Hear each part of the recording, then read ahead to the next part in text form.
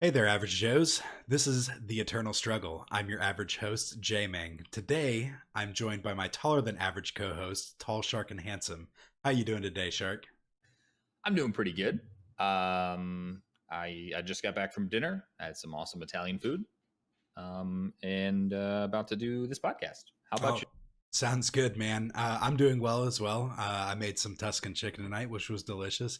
Had arepas yesterday, the best food I've ever had before. If you ever have a chance to check out Colombian food, I highly suggest it.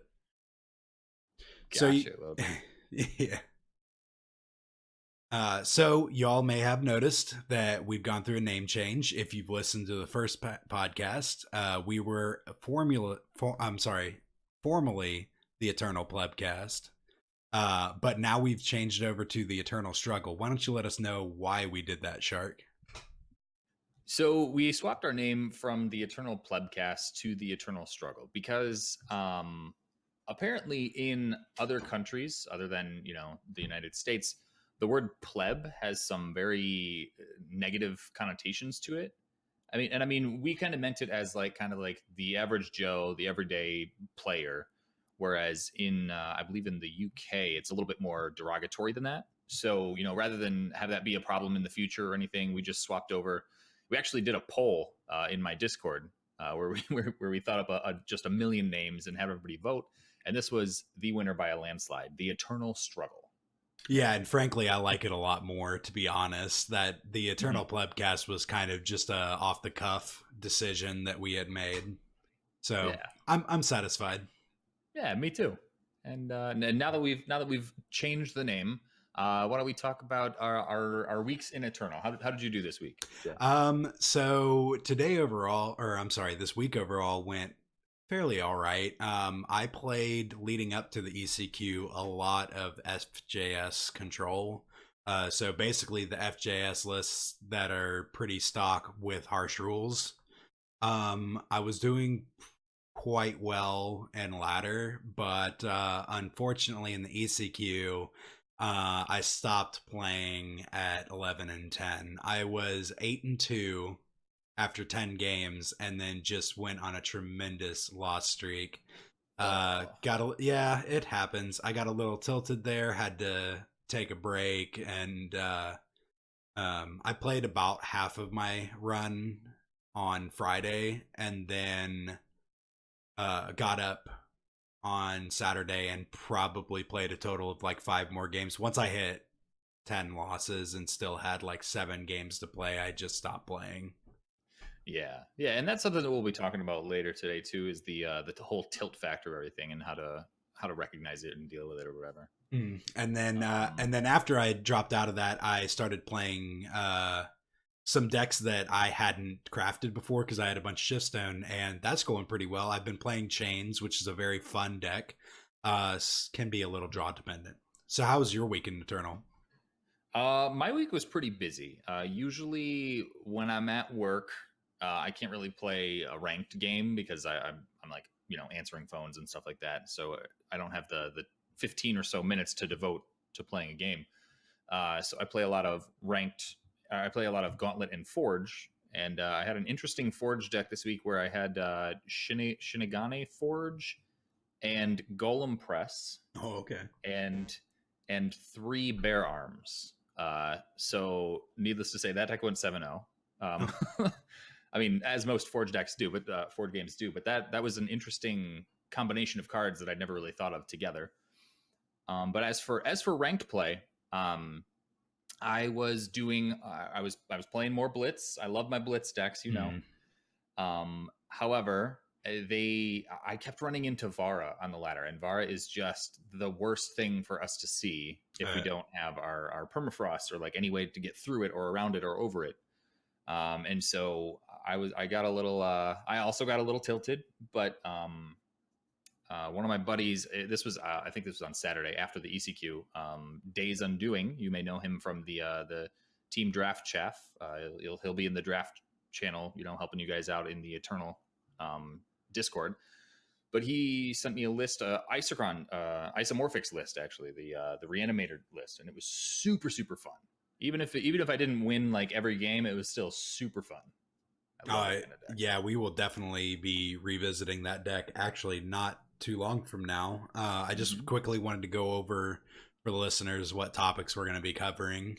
Sure. So our first topic is we're going to talk about the ECQ since it just finished like 2 or 3 hours ago. Yeah. Something along those lines. And then after that, we're going to talk about tilt, how you recognize it, how do we personally deal with it, and maybe just some strategies that you can use to try and reduce your tilt or manage it. And then we're going to do a quick user suggested or asked topic about shuffling mechanics and Eternal, the lack of shuffling mechanics in Eternal, and whether or not they would be a mechanic that we would want to see sometime in the future in the game. And then we're gonna finish off the topics for the week with the influence store, because why would we not talk about the influence store? It's Of brand new, course. it's shiny. Everybody's getting some pretty crazy drops from all these diamond streams that are happening this early on. Oh yeah. And then we'll round it out with our streamer of the week and sign off. Um, so Exactly.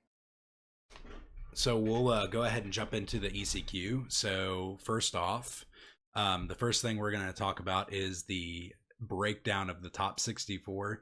We're not going to talk too much about we don't have too much information about what the like broader meta was other than what I saw. And I can tell you right now, I did not see a whole lot of FTP, but I saw a lot of FJS. So I saw a lot of mirrors. And then just your random decks that you would run into, very similar to the pie chart that was provided by somebody on Yada Stream. I really wish that I had who it was so that I could credit them appropriately, but somebody on Yada Stream made this pie chart of the top 64.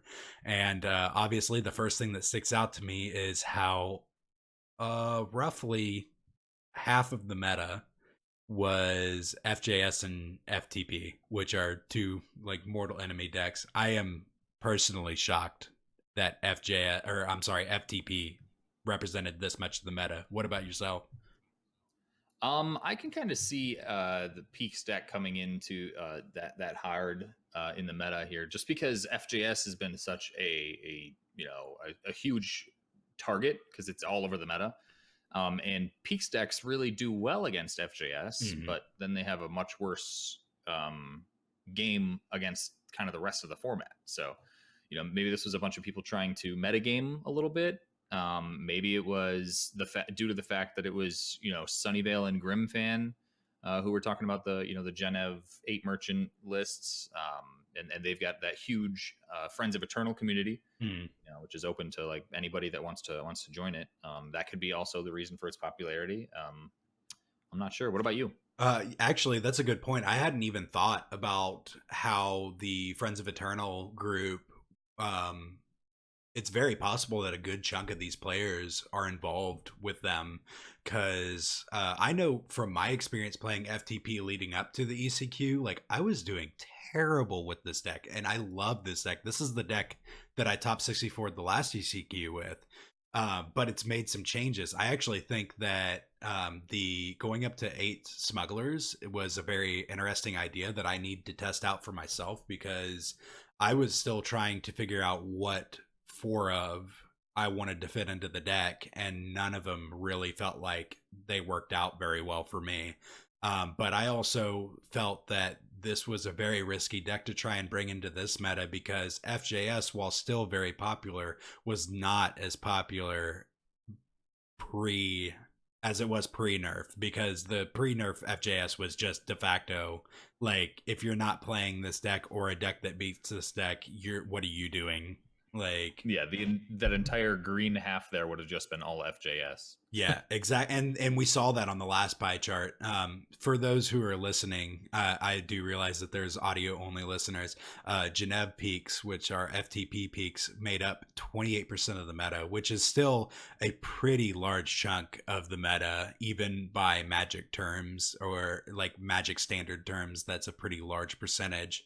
And then FJS is second with about 19%, which is still a very hefty percentage. And then after that, the closest to that is Reanimator at about 8%, which is not too surprising. But leading up to the ECQ, I was not seeing a whole lot of Reanimator decks showing up. And I don't think I saw, oh, I'm sorry, I saw one in my runs. But Harsh Rule is pretty good against Reanimator when you have them in a very timely fashion. Yeah, I feel like harsh rule is better than average against the meta right now. There's a lot of people trying to do a lot of like big beefy units or even aggro units, and I feel like harsh rule is in a really good place right now. Mhm. But I haven't seen a whole lot of it in the meta. Yeah, I 100% agree. Just a quick rundown. So, for those, again, audio only listeners, about the other half of the pie chart is full of a ton of twos and one ofs. We're not going to go over all of these decks. There's quite a few here, but I thought the one that was interesting is that Yetis. You heard that right. Yetis made up 4 decks of the top 64. A 6% of the top 64 was Yetis, which I think a lot of us think of Yetis as being a pretty memey deck, but I think it's starting to really show that it's got some legs in the current meta.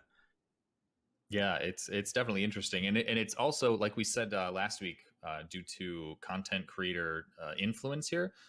Bassoon Buffoon definitely, he posted his Yetis list, and then there was another guy who posted on Eternal Warcry. I don't know what his name was, but he was talking about how he made it to top 15 Masters with Yetis, and you can definitely see the influence there with 4 Yeti decks making it to the top 64. Yeah, actually, going into our next topic, which would be the top 8, I'm fairly certain one of the top 8 decks was a Yetis deck. Oh wow, Yeah, yeah. I actually just remembered that, but we won't go too much into that. But then, so the ECQ, if you don't know, was taken down by Scrappy Hour, Stone Scar, specifically Stone Scar Scrappy Hour, because there's now a Justice version of the deck that's running around. Um, but Stone Star Scrappy Hour, which is basically the same Scrappy Hour deck that we've been seeing forever now, that likes to show up every once in a great while, um, took down the whole event. It's literally almost all the same cards that we've always seen, other than maybe the Dizo's office that's in the market. And the cargoes, but those used to be seek powers. So Yeah, the cargoes are just, yeah, in a deck like this, you can use those and possibly fake out your opponents in the early turns of the game. So I can feel that for sure. Another deck in the top 8 that I really wanted to mention was Isomorphic's Reanimator deck, which the biggest reason that I wanted to mention this is that it is splashing Justice just for Privilege of Rank. yeah, that was always interesting to me. Just you're splashing justice so that you can play this card that goes and gets justice.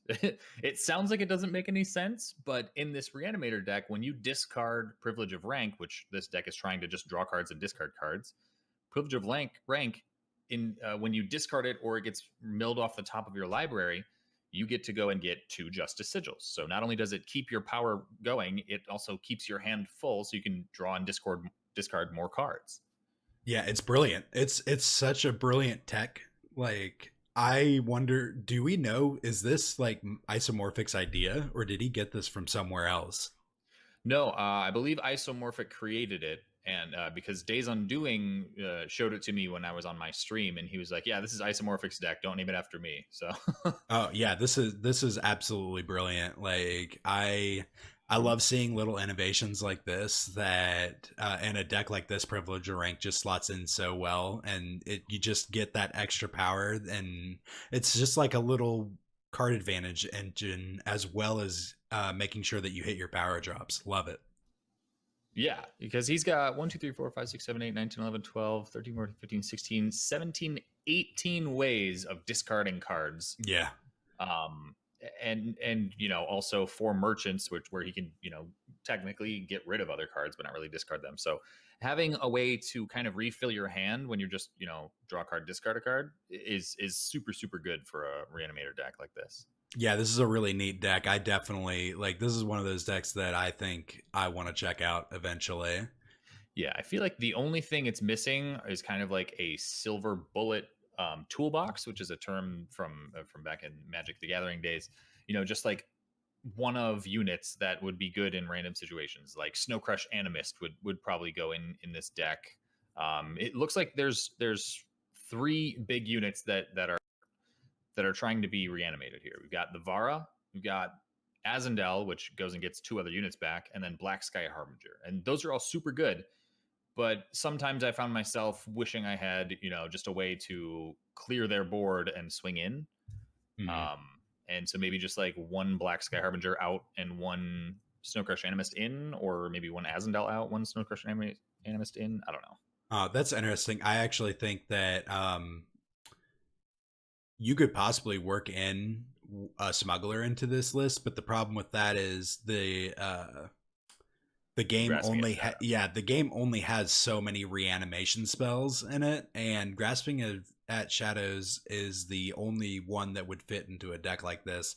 And then I think that an attune effect would be way too powerful for this game. And for those who aren't in the know, in Magic, the main spell for reanimator decks for getting your big fatties into your discard pile is Entomb, which costs a single equivalent to a power to search your deck for any card and put it into your discard pile.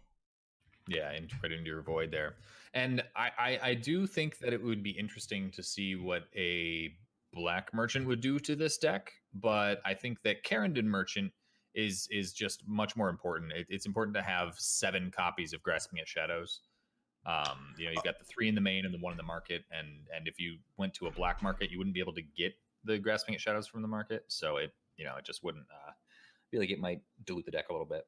Yeah, it would definitely reduce the consistency of the deck. So the next deck I wanted to mention in the top 8 was real quickly a Xenon deck, which I personally I haven't been seeing this on ladder a lot. I didn't realize that Xenon was even viable in the current meta, but this is a very interesting list that's actually playing 3 different sites. I'm sure there's plenty of people out there that knew that this was around. I don't get to play all the time, which I'm sure a lot of people don't get to play all the time, but apparently Xenon is playable again, and I'm sure that makes the Second Blue very happy. Yeah, definitely. Yeah, Stormblast's deck, he was in top 4. His list is super interesting, and I've seen a lot of things similar to this in the meta. I was trying to play Blitz, and I just kept running into Vara Vengeance Seeker plus Xenon Temple, and then dying. But yeah, this list is really, really cool. It plays some low to the ground stuff, and then it's got the Ebon Dune Smuggler to kind of surprise your opponent into with a blocker, and then get some removal card. It is interesting to see that there's no fast spell removal in the market other than Disjunction, which I guess counts. But sometimes you'd like to play that Ebon Dune Smuggler and go get maybe an Annihilate, or maybe a Banish or something. But he's already got 4 Banishes in the deck and 2 Annihilates in the deck. So what else would you go get? Yeah, that's interesting. I suppose that the End Cold Blood could be a I'm sorry, Deathstrike. Yeah. But in Cold Blood is just such a great silver bullet against these FJS decks in some cases. Oh yeah, get rid of those tab rods. Exactly, I can understand. And then just real quickly, I wanted to mention something that I thought was interesting. But Kamado is playing. Kamado played to a top 8 finish, FJS, but he cut the Slays out of the deck in favor for a couple Annihilates and Vanquishes, 4 Vanquishes. Oh yeah. And I mean, if you think about if you can see the entire top 8 deck list here, it definitely makes sense. He definitely chose Vanquish over Slay because it hits all of the things that he's going to see in a mid, a mid control meta. It's going to kill all the Joes. It's going to kill all the Rizans. It's going to kill all the Varas. Any of the units that are in time, it'll get rid of all those. It's a really great choice that he made, and I applaud him on that. And it brought him to top 8. So. Yeah, it's a very interesting choice indeed. Slay sometimes is just too slow against the fast decks, and Vanquish just makes better use of your power. You may be stuck on 6 power and you want to play a Vanquish into a Vara or vice versa. Yeah. Also interesting to note, he's playing a siege breaker in the market over boar. He's got it's that 4 cost 6/5 with overwhelm, where when it comes into play, kill an enemy relic, and when it dies, the enemy player gets to draw a relic of their choice from their deck. So that's an interesting choice. It's both a threat and a bore. So Yeah, I like the yeah. idea. I think that when I play FJS, it happens enough times where I need to destroy two attachments that I would be very wary about making a choice like this. But it is a very interesting choice because you get that extra value. It just seems that you could suffer against the decks that do want to target this to remove it to get a relic out of their deck. So, I mean, it really just depends on what kind of meta you're looking at, I guess. But it's a very interesting choice for sure. Would you like to lead us into our next topic, sir? Sure thing. Sure thing. Yeah. So our next topic, we're going to talk about tilt. First, I want to talk about how to recognize that you're on tilt. And so, if you're unaware what tilt is, it's when you get so frustrated with the game, when you get frustrated with, I don't know, your opponents, how you're playing. That you kind of get into your own head, and it causes you to play worse. And so when someone is like frustrated and angry at the game, you say that they're on tilt. And I know that I have definitely been on tilt on stream before, and it's no good. And then usually, when that happens, I can kind of recognize it because I'm saying just like the meanest things to my opponents, and then I'm just like, why did I say that? I'm on stream in front of a whole bunch of people. This is not how I want to be in front of my community.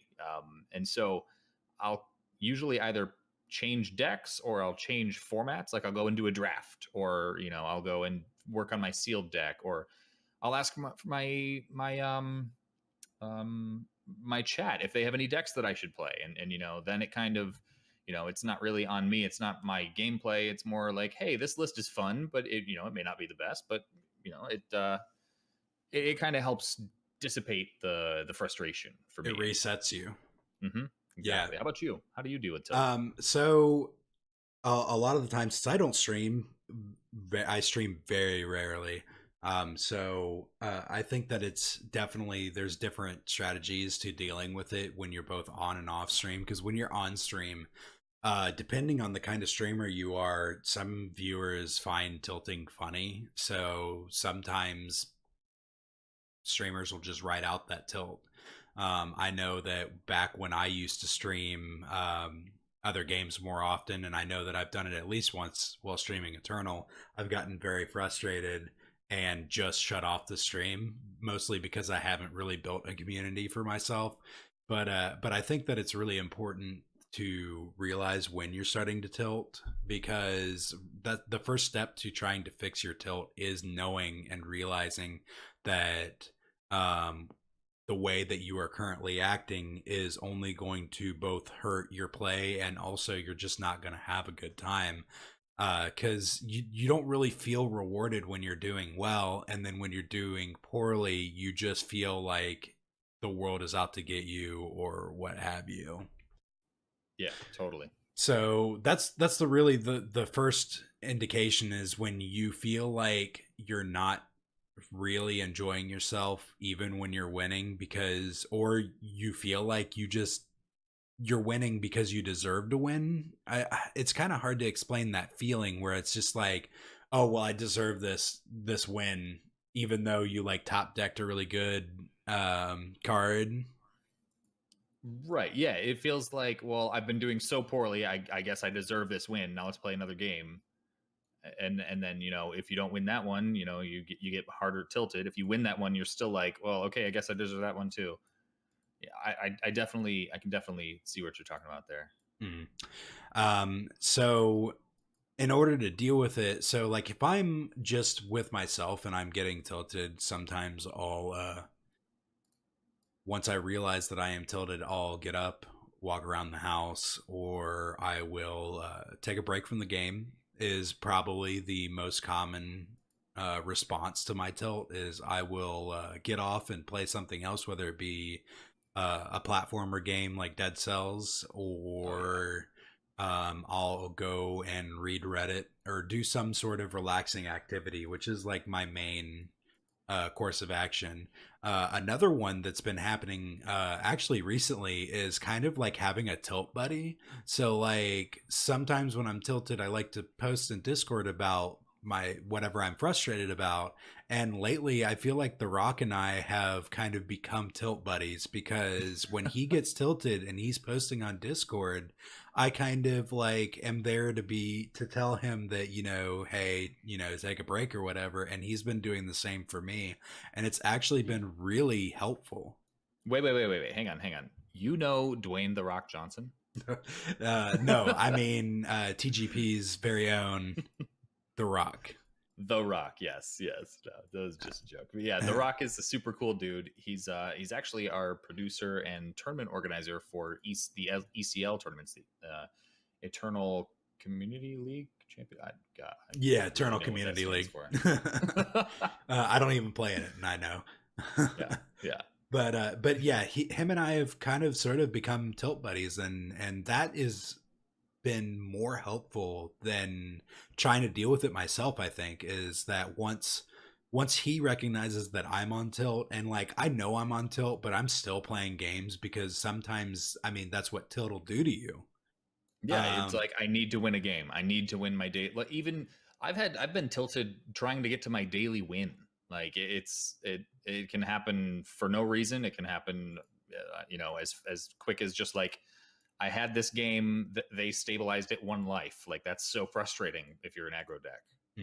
I think it's really important to recognize that your attitude towards things, especially Eternal in general, can change day to day. And if you get onto Eternal and you lose like your first two games and you're already super frustrated, just don't play Eternal that day. Like you don't have. I know that a lot of people like to grind those free packs every day. How about this? Play casual and to get that pack. Like at that point, like at least you're not having to deal with the ladder system, whether no matter where you are, if you're down in bronze or if you're up in masters, you don't have to really worry that much about casual. And like frankly, you can just kind of just throw cards at the screen, and casual is like the Wild West. You'll either get Sonu on the other side of the table, or you'll get somebody who's just like brand new to the game that's just throwing some cards together. Like if you really need to get that free pack, you can get it that way. But exactly. But it's not a bad thing to just walk away from the game. You don't have to feel like you need to play the game, and don't like go and play another game that's also like that you can continue tilting off of. Right. Yeah. If you're gonna go play like a different game, make it something make it something that's like kind of relaxing, or something that you don't really have to, I guess, think about your choices as much with Eternal. Something where it's more like reactionary rather than like an action game, or like a platformer, like we were talking about Dead Cells.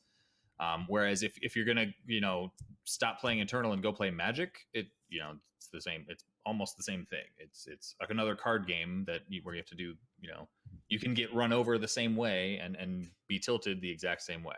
Yeah, I used to have a really nasty habit of getting tilted playing Counter-Strike and then going and playing Magic Online, which is like the worst sequence of events that you could ever imagine, because like it's one thing to go from being tilted at Magic and then going and playing Counter-Strike. It's another thing like when you get tilted when I get tilted at Counter-Strike, it like makes me super angry. But tilt is something like that I've been working on. I mean, you just got to keep working at it. Tilt is something that you just have to always work on it.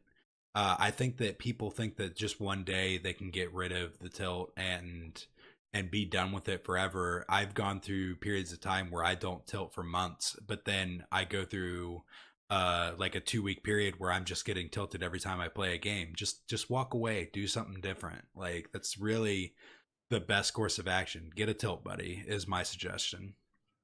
Yeah, and if you want to go and see an exercise in patience and calmness and just, all around good vibes, go and watch Trail Magic on his channel. He is just the coolest fucking cucumber. I Yeah. probably shouldn't swear. Sorry about that. Oh, But I wouldn't worry about it. I think that the majority of our listeners are going to be adults anyways. yeah, both of them. They will Yeah, both be adults. That's fine. all three of them. Don't sell us so short. Right, but yeah, like I was saying, Trail Magic, super chill dude, very very cool. You know, he never gets mad. He's like, oh, okay, I guess we lose that one. Let's go play another one. You know, just like Bob Ross levels of cool. Mm, yeah, for sure. So I guess we'll transition over to the third topic, which would be shuffling mechanics in Eternal. So this was suggested to us by one of Shark's mods, actually. Oh gosh, it's slipping my mind right Was it now. Duncan? Duncan Duncan. Wren? Yeah, Duncan Wren brought Duncan this Wren. up with us, and I thought it was actually a pretty interesting conversation because, as Magic players, especially you and I, Legacy players, shuffling is a humongous portion of that format in Magic, and it's very interesting thought exercise to think about what that kind of mechanism would do to a game like Eternal, which is very similar to Magic. Yeah, and probably the craziest thing that I can say about a shuffling mechanic in Eternal is that probably for the first like 2 months, I thought it shuffled every time you went and searched for something. I literally just thought because Huh. I'd played Magic and that's what you do, that it shuffled every time you went and searched your library for something. I had no idea that it didn't. I didn't. It just it still to this day kind of baffles me that you don't ever shuffle the deck. Yeah, I guess I never really thought about that. I just always assumed that the deck would shuffle until I realized that, you know, the order is very static, and when you go to search for something, it's just randomly taken out of your deck. So that Yep. brings up a very interesting, like when you scout a basic sigil to the bottom of your deck and then you seek power later in the game, I actively try to not hit that sigil unless I need it specifically. Yeah, and that's totally cool. But if if you had shuffle mechanics in the game, it wouldn't really matter. Yeah, so that's definitely a very important point to think, is that it actually kind of complicates the game more, which, I mean, you can be the judge of whether or not that's a bad or a good thing. I actually like it when games become more complicated, because it helps separate, in a game like this where it's very variance oriented, it helps separate those good players from the mediocre or bad players, which I think that these games should be at least some degree of skill testing. Well, I mean, the top 64 kind of does that, Yeah. but but yeah, no, but totally, it would change cards like any of the scout lands. It would change anything that does scouting. It would change something like display of knowledge, which puts an attacking unit on the what is it, the top or no It's the bottom of their bottom. library. Yeah. Yeah, it puts them on the bottom of their library. Even Owlhead, which puts your own unit on top of your deck. Oh, yeah. I didn't even think about that. Or what's the strategize like card? Second sight? Yeah, Strategize puts it on the top, Or and strategize on bottom? yeah, Strategize puts it on bottom. Second Sight puts it on top. Mm. And if we had something like the fetch lands from Magic, which are it's basically a power that goes and gets the correct color for you. I mean, I guess we do kind of have that with tokens, except that it has to go digging through your deck to find the right sigil and put it into Yeah. play.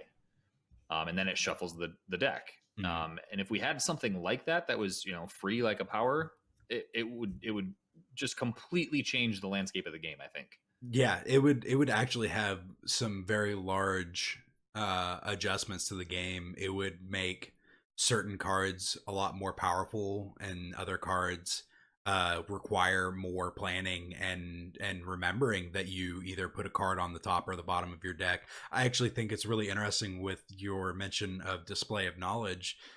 When an opponent puts a creature on the bottom of your deck, if that's like a very important creature to your strategy, or say it's like a 2 of in your deck, you probably want to shuffle your deck because you want to have a good opportunity to draw that card again. Yeah, that's true. That could be one way where you would want to go get it. you could play something like Rise to the Challenge, where you go and search for that unit, or what's that? There's a renown unit that now does that same kind of thing. I forget the unit's name, but yeah, it's based off of the cost of the spell or weapon, correct? Yeah. Yep. Yep. I think it's less than or equal to the power less than or equal to. Let me see if I can find it. But Okay, so while you're searching for that, I think that it's important to talk about whether or not these shuffle mechanics would make the game more or less enjoyable. So I do realize that Eternal is trying to cater to more of a casual crowd. So it's important to mention that like a shuffle mechanic would definitely increase the difficulty and ease of the game. It would increase the skill cap, but whether or not that would drive players away, I think it's one of those mechanics that just some people would complain about, but I think that, I mean, if you look at Reddit, there's always something to complain about. that's very true. That's very true. But I feel like putting shuffling in the game would make it so that those people who like eke out specific wins because they remember the top card or the bottom card of their library and they use that to their advantage. I feel like with shuffling, you wouldn't have to really remember that as much, or think about that as much, because it would randomize your deck again. So it might actually kind of level the playing field a little bit, though it would definitely open up lines of play where shuffling would get you some percentage points of winning, just off of mixing shuffling with, say, second sight or strategize or something like that. Yeah, I agree. I actually think that this would make the game more enjoyable. I think it's a great idea, but whether or not it actually happens, I honestly don't think that they would ever introduce it to the game. Yeah, I highly doubt it. It's been 5 sets now, and I don't think there's a single card that actually shuffles your deck other than Talir's. What's the giant spell that shuffles everything in? Oh, the Unwinding. Talier's There's yeah, unwinding. unwinding. So yeah, in a case like that, it would make sense since you're putting a lot of cards into your deck. But we don't actually. Do we know if it actually shuffles the deck, or does it just shuffle those cards into the deck in a random order? Gotcha. That's an Actually, interesting there are thought. two cards. There are two cards that shuffle. One of them is Lumen Reclaimer, which says shuffle a void of your choice into its owner's deck. And so I would assume that would shuffle the deck too, or maybe it just shuffles the void and then puts it in random places in the deck. Yeah, But the that would be interesting to get clarification on. yeah, maybe that's something to ask LSV next time he's streaming. But Mm. but yeah, Talir's Unwinding is very similar. It says sacrifice a unit to shuffle each player's hand and void into their deck. Each player draws 7 cards. Interesting. Yeah, it would be interesting to find out if there's ever been any clarification on those two cards and how they actually affect the deck. One way to kind of test it would be to have Talir's Unwinding, do some kind of scouting to like see like what the top card of your deck is, and then play Talir's Unwinding. Mm.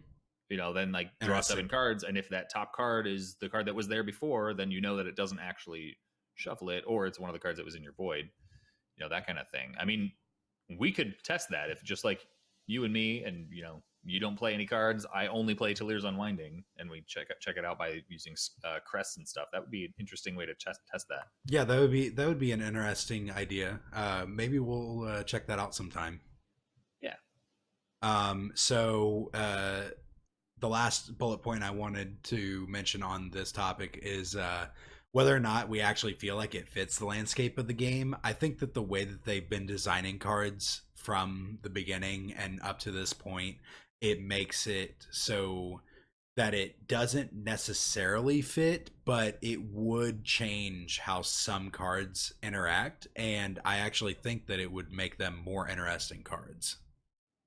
I think it would definitely complicate the landscape of the game, and I feel like with the digital format here, they've definitely taken advantage of every aspect that they can digitally, like with Warcry giving a permanent buff to the top card of your deck, even if you can't see it. That's really, really cool design space that you can't do in like paper Magic. And I feel like shuffling is something that you have to do in Paper Magic, and it's something that you don't really need to do in the digital space, because you can just have it randomized and you can't see it, so who cares? Actually, there's one more thing I wanted to mention, because I know that we see a post every other day in Reddit or somewhere about this, but the shuffler is not broken. The Uh, shuffle monkeys are doing just fine. Sometimes you're going to draw nothing but power. It happens in Paper Magic too. Yep. Sometimes you draw all four of your Rindras in your opening hand. You know, that happens. Yeah, the game isn't rigged. It happens. Mm-hmm. Mm-hmm. There are odds. Every situation has odds, no matter how unlikely they may seem. And because there are thousands of people playing this game, there are thousands of games going on at any moment. Someone in one of those thousands and thousands of games is going to hit the situation that you're hitting. And it's probably you. Yep. All right. So, do you want to take us into our last topic? Sure thing. Our last topic here is the influence store. So this is really, really cool. I was really, really stoked to see them actually come through with the influence store. From the perspective of a streamer, I really love the ability to use my the influence that I've been gaining for the past 5 months in any way that I want to. I can use it to get packs if I wanted to. If I wanted to get to my 1,000 packs much faster, I could buy 50 of them, or 5,000 per. I can buy as many packs as I want to. Or I could get something cosmetic to kind of like show off that, hey, I've got these points. I can get this exclusive emote or this exclusive avatar, that kind of thing. Or I can kind of try and grow my community by using these campaigns. I think it's super cool the way they did it. And I kind of feel bad as a streamer because I have more influence than the people who watch, because when people are watching me, I gain influence as if I gain influence for each person watching me, I believe is how they said it. Yeah, but I think that it's really important to note that they are expecting you as the streamer to spend influence on the campaigns, which are uh, insane value. I actually think that this is much better than what we would have expected from the influence store. I actually figured that this was going to be a wet paper sack. Yeah, but no, the value is actually super duper good. And the one time paring down of all of the influence does feel a little bit bad. They didn't say anything about paring it down going forward. So, going forward, we're going to be getting the same amount of influence that we have been. They just, nerfed the initial layers so that, Yodabite and Jonah didn't have 10 bazillion points and they had to make everything cost 11 bazillion points, Yeah, it would be very interesting to see how they actually adjusted influence. When I looked at how much influence that I got, I was actually shocked at how low my number was. I ended up with about 90,000, and that's mostly attributed to the fact that I do about 90% of my Twitch watching on my phone, because I'll watch or listen at work. Not to get drops, but just because it's something that I enjoy doing during some of the more mundane tasks at work. Yeah, and luckily for me, I work in a call center, so I'm able to do whatever I want to on the computer between phone calls. So I can have Twitch up on my computer screen all day long, and as long as it's muted when I'm taking my phone call, it's perfectly fine. And so I can sit there and I can actually click those drops. I can have multiples open at the same time. I don't know if that affects your influence gaining rate. Probably not. I believe the way that they put it, whatever your Twitch handle says, it like is currently watching, Mulligan, or it's Mulligan or something like that. It'll be, those are the drops that you're getting from Mulligan, not from anyone else, even if you're watching multiple streams. Yeah, unfortunately, I missed out on a diamond drop this weekend because I accidentally left a stream on my computer when I went to go watch it on the Xbox, and I was watching a diamond stream on the Xbox, but on my computer it was left on a streamer that didn't have anything active. Oh, gotcha. Yeah. Well, one thing that I thought that was really, really cool, it's just a tool that not many people, I guess, every time I bring it up, someone else is like, whoa, I didn't know you could do that. Something that I use all day, every day for watching multiple streams is called multi-Twitch. Mhm. You just type it, it's, for example, my stream is twitch.tv/TallSharkandHandsome. If you wanted to watch multiple people at the same time on the same screen, you can go multitwitch.tv/TallSharkandHandsome /Yottabyte /Jaymang, whatever, however many people that you want to watch, you can watch all at the same time. And on the right hand side will be whatever chat you're looking at, and you can change the tabs. And on the left hand side will be all of the different windows all at the same time, but you can, keep them all muted except for one that you want to watch, and then, mute it and then go to the next one, and then mute it, go to the next one. It's super cool. I don't know how the drops work with it. I know that you can't get the interactive ones, but I'm not sure if you can actually get regular drops with it. Yeah, multi-Twitch is great. I've been using it for years. Hmm. So I'm actually curious, since you are a streamer, I know that you've been pretty busy lately, but now that this is launched, do you feel like you have to do campaigns to get viewers? I don't think you actually did a campaign yesterday, right? Or did you? I did not do a campaign because I wasn't sure what time I was going to be done streaming. So I didn't want to, start a 3-hour campaign and then, dip out. So I did not do one immediately. Also because, everybody else has already done they did them the first day. It was the second day, I think it was, that it's been out. So I was just like, I'm just going to do my normal stream that I usually do, see how my numbers are, and then kind of decide from there what I want to do. I started off with 293,000. And I feel like that's mostly because I had, viewers, like a lot of viewers attributing to the amount of influence that I got. And I think that spending X amount on one of those campaigns could generate the, getting those viewers back. Now, it's really cool that you can do 10 of these campaigns per month, right? Is that what it said? 10 per Yeah, month? yeah, I believe it's 10 depending on which campaign you're talking about. Yes, it's one for the top tier, two for the next one, three for the next one, and four for the next one. And if you buy all 10 of them and use all 10 of them in each month, it costs 305,000 influence to do that. So basically Yottabyte numbers. Yeah, so I mean, I know that my numbers were probably nerfed at the start, but I would like to see what it's like what the influence numbers are like when you get all those people. Like what I mean, I guess I should take a look at what my numbers are now. After doing a stream, I started at 293,000. Let me just pull that up and let's see what the actual numbers are now. Yeah, I think the general consensus is that silver drops are pretty much a waste. Like, and streamers have been talking about how they feel if they do a silver drop, people will actively go out of their way to not watch because that will take up their allotted 4 drops, which I thought is interesting that they cap it out, because that really does punish those streamers who do silver drops. I don't think I've seen a single person advertising silver drops. I don't think you're going to see them right now, but I think come like February 28th, you're going to see some silver drops because everybody's used up all the other ones.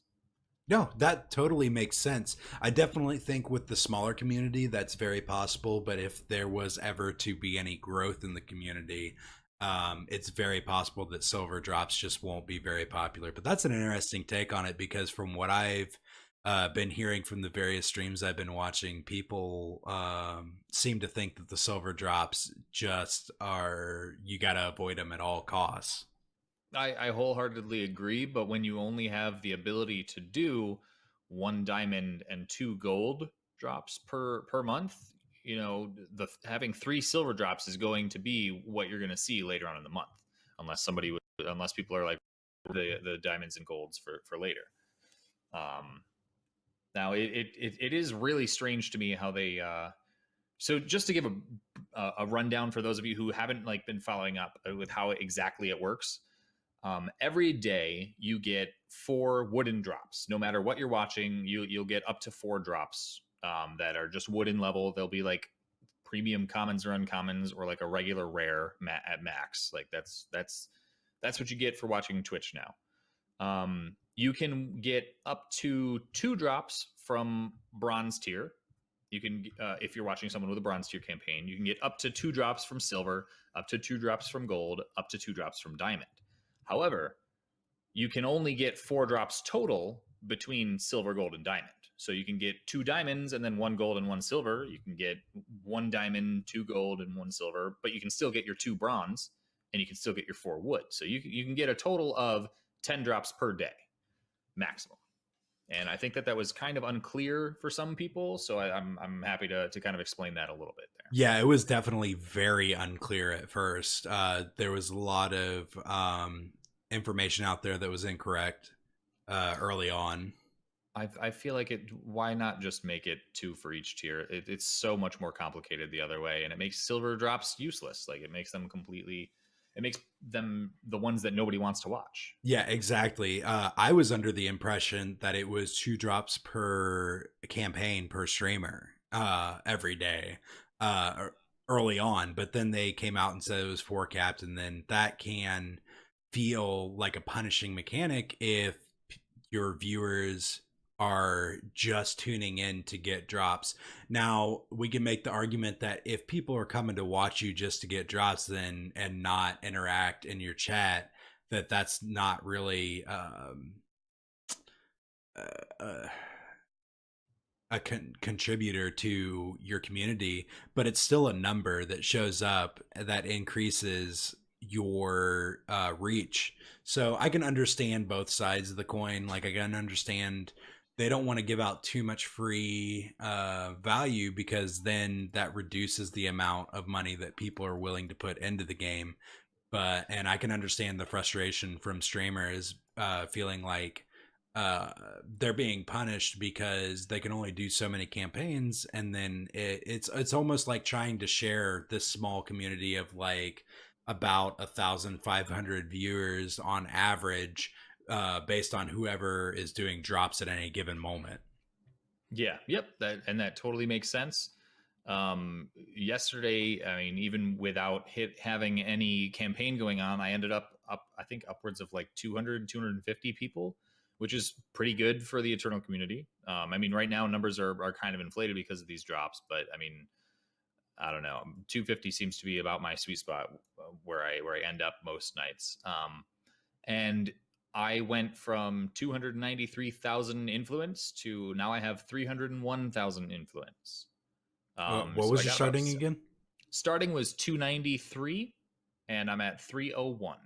That's not a very huge increase for that many viewers. I mean, to be fair, I was only streaming from 9 p.m. until about 2 a.m. and I don't know. Actually, I can double check when I got my when I got my big my rate of like 200 people. Yeah, feels like you have to stream a lot to really build up enough. How much does a diamond campaign cost? 90,000. Yeah, that feels like you have to stream a lot. I mean, I got 7,000 with one stream. If I can do that, another 10 times this month, I'll make 70,000, right? Like, and yeah, okay, I get that. I feel like a lot. I mean, I'm sure that if I get a campaign, it'll boost my numbers and I'll get even more influence as well. But So, what changes would you want to see in the system, or are you satisfied with how it is set up, other than the whole silver issue? See, I like it a lot. I do wish that they would just clarify and make the whole drops just a lot simpler, so that everyone can understand it. So there's not a million Reddit posts like, "Oh, I didn't get my drops." Like, I got a diamond drop, but it's just a premium common. Like, no, that was a wooden drop. That's one of the things that I wish that you could do. Yeah, that's an interesting idea. Like the actual chest in game reflecting the type of drop that they're getting. Yeah, exactly. If you change those chests to whatever tier it is, but then I guess that runs the risk of hey, I just got a diamond chest for watching Twitch. Because when you're in the diamond chest in game, that one's always going to have a premium and then a pack, right? So that's going to feel a little weird too. Maybe if it was the same wooden pack, but it had like the trim was the correct color or Yeah, something. that's an I don't know. interesting idea. I like that. Yeah. Yeah. One thing that I really like that they did with the community store is when you're on your computer and you're playing a game of Eternal, you have, if you're a streamer anyway, you have a little like nubbin on top of your ranking. So like Oh yeah. I'm right now I'm in gold, and it's like the little gold hexagon looking thing, and there's a little bronze triangle on top of it. So it looks really cool, and it lets people know that, hey, I'm a streamer. Like, maybe come check me out. That's an interesting perspective. See, I look at it at the other side of the coin is I personally, if I were a streamer, I feel like I would almost not like it because that's almost inviting somebody to stream snipe you. But you're also taking that risk by streaming, yeah, for sure. And especially if you're Right. a big name already, like Yottabyte, like or Jonavale, people can be like, "Oh, I'm playing against Jonavale, better go stream snipe him or whatever." So I Right. guess it's And like doesn't really matter for those bigger streamers, but I feel like for the small streamers, I don't know. Like I guess it depends on the kind of attitude you have towards streaming and people stream sniping you. see, I'm not good enough at the game. You don't need to stream state me. That's funny. So as far Um, as I'm concerned with I actually think that the store is more than what I was expecting from them. I think that it's Direwolf literally giving us free stuff. Like on top of the already free to play, game, they're giving you more stuff, yeah, my doing the my stuff that you're already doing. I've already voiced my main like concern, and that is possibly hurting streamers because of the way that it's structured. But it again depends on what you're trying to get out of streaming. If you are streaming because you want to build a community of people, those people are still going to come watch you. It doesn't Mhm. matter if there is a diamond. Well, okay, maybe it depends on the kind of drop, but if there's like a gold stream going on or a diamond stream, it doesn't really matter. If BB or you are streaming, I'm in there watching you guys because I could give a shit less about picking up some random premium rare or whatever. But I'm also coming at this from a perspective of I'm a player at this point that I have most decks built. So I don't really need that value, even though that value always feels nice. I think that it's a nice little perk to the game, but like complaining about getting free stuff is just silly, and it drives me crazy that people have complained so long about it. Yes, they announced the influence store a little too early, but I think this is more than we could have possibly imagined. Oh yeah, definitely, definitely. And I feel like as a streamer, I don't care if my regulars go and get their drops from, someone else and then they come hang out with me. That's cool. Like I would do the same thing. I would expect the same thing. I would expect not, the people that I regularly watch to not really care if I'm, you know, active in their chat. Like, I'm not going to be mad that, Jay, you're not in my chat right now. Like, how dare you jerk? You're just over there watching that other person because they have diamond drop. Like, no, who cares? Like, do what's best for you, and then if you're in my chat, great, cool, talk to you. Yeah, they give me free shinies, you give me free punts. I think I'll take the punts. Yeah, but for like a newer player, these diamond drops and stuff can be, can Yeah, be it's pretty big. important to them. Yeah. It's big, and I think that people need to realize that it's I mean, I've said it before and I'll say it again. It's free stuff. Let's just not get so upset about it. And it's a brand new system, and it may need some adjustments, and we'll see where it goes from here. But I do Exactly. agree. The silver chest problem is real, yes. But gold and diamond drops are very, very nice. And the value is insane. Yeah, one thing that was really curious to me, I opened a diamond drop that was 10 packs. Oh yeah, that happened to me as well.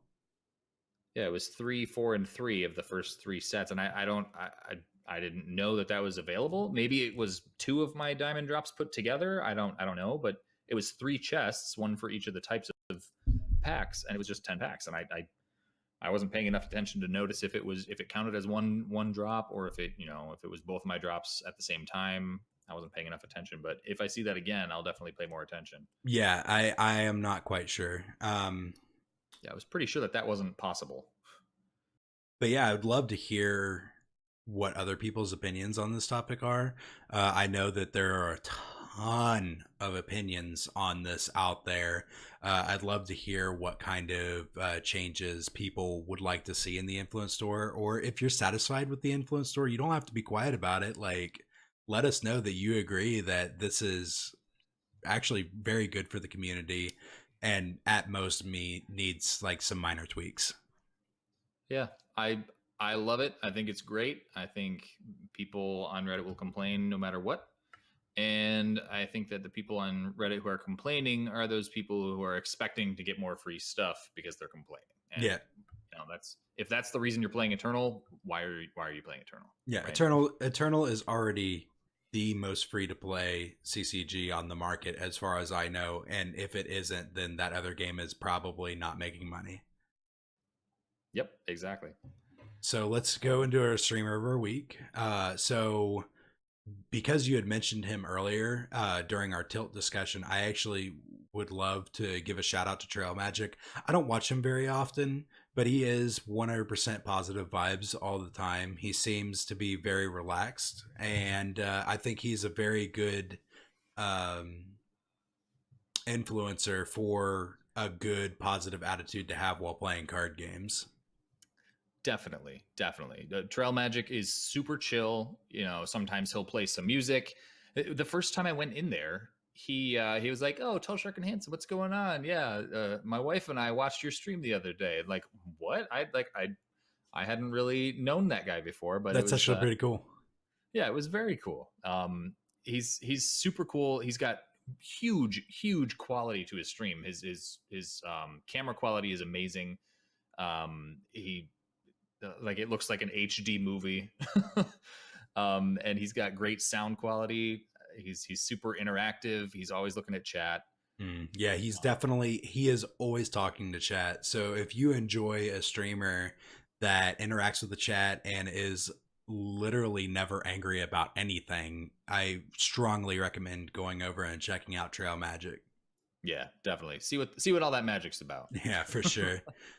So if anybody has any topic suggestions, please leave a comment either in Shark's Discord, in the Reddit thread, in the YouTube thread, wherever. We'll see it. I would love to have more user-generated topics. I thought that the shuffling conversation was great. Super cool, yeah. Very thought-provoking. I love seeing those kinds of questions. And then, so where can they find you if they want to go watch or talk to you, Tall Shark? If you want to find me on Twitch, it's just twitch.tv/TallSharkandHandsome. If you want to find me on Discord, it's probably easiest if you go to twitch.tv/TallSharkandHandsome and then type !Discord. My bot there will give you a link to my Discord. If you want to find me on Reddit, I'm under the same name, TallSharkandHandsome. Discord, I'm TallSharkandHandsome. On Twitch, or I'm sorry, on Twitter, I'm at Shark and Tall, because TallSharkandHandsome wouldn't fit. How about you, Jay? Where can they find you? So I don't stream very often, but you can follow me over at twitch.tv/JOSU. Not Jaymang, because I switch back and forth between the two names depending on where I'm at. You're one of those people. Well, yeah. You can find me on Reddit at JOSU, which it's very possible that you found this through the Reddit thread, and that's me. And then in various Discords, I am Jaymang. And that's pretty much the only places that I'm actually active. Cool. Yeah. All right. Well, I think that's all I have today. Anything else from you, Jay? Nope. I think that this was a really thought-provoking conversation, and I hope that we have plenty more. Thank you all for listening. This is The Eternal Struggle with Jaymang and TallSharkandHandsome, and we hope you have a good one.